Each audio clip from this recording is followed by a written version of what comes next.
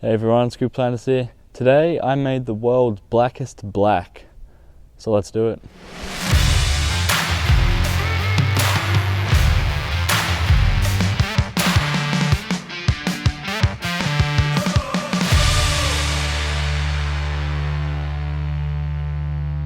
Alright, so what I've got here is two different types of black. We have black from a permanent marker, just there.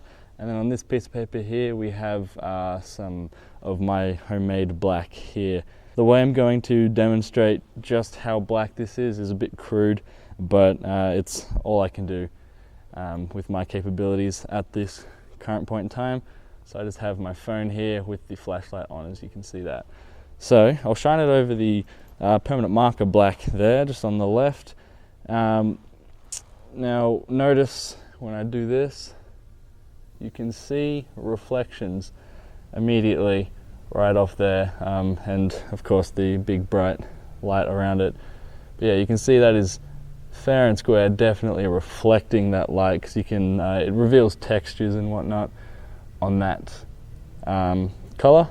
But I'll move over to my black here, and other than bleed from the pixels from the camera, from the limitations there, in person here, that black is staying true black. This light is not giving off any reflections there. And now some of you may have seen the video by the Action Lab on this, so I'm not going to try to keep fooling you too long.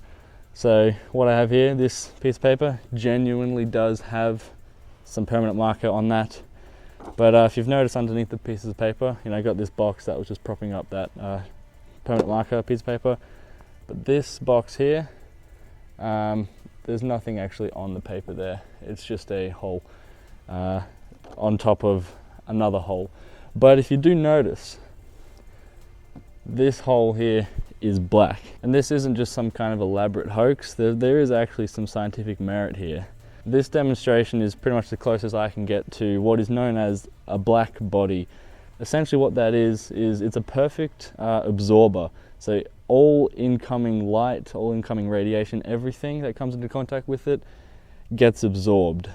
At the same time, it's also a perfect emitter, because if every single bit of light and radiation that touched this object got absorbed, the thing would keep heating up. And everything in the room around it would be getting colder, while this thing would be getting hotter. But this here with the hole in the box is actually a way to actually recreate this. So it's literally, I've just taped up any kind of gaps and whatnot where light could get into it. But the reason why this looks so black is because the light that enters it bounces around all on the inside of this box here. Getting absorbed in on the insides there, and very little light can actually re-escape and exit out of that hole. The chances of it exiting that hole are very slim, that is. So I get my torch again, I shine it down there, and nothing, I don't see any light coming back out. I have also lined the inside of the box with some black tape as well, helping to absorb it a bit further.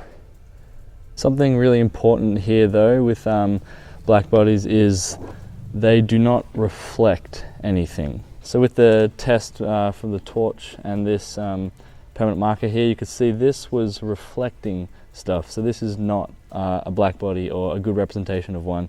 This here, however, did not reflect anything. All light that went into the hole got absorbed in the box. Now with black bodies being perfect emitters and absorbers, what it actually emits is a thing called blackbody radiation. To put it very simply, blackbody radiation is radiation produced by heated objects. So the way you can heat something up even slightly is just by shining a light on it, like I did with the torch.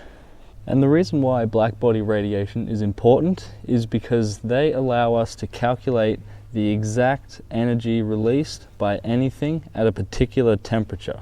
Because of the perfect absorption, the opposite being the perfect emission. So everything that is absorbed is also emitted. So if you can measure that, then you have measured the exact amount of energy emitted by that at that particular temperature.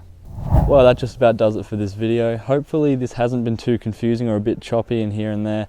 What I've tried to do is make this as simple as possible as like a starting step to understanding exactly what all this is and why it's important in physics. But hopefully you did learn something throughout this video. If you did, please give it a big thumbs up and don't forget to subscribe to see future videos like this.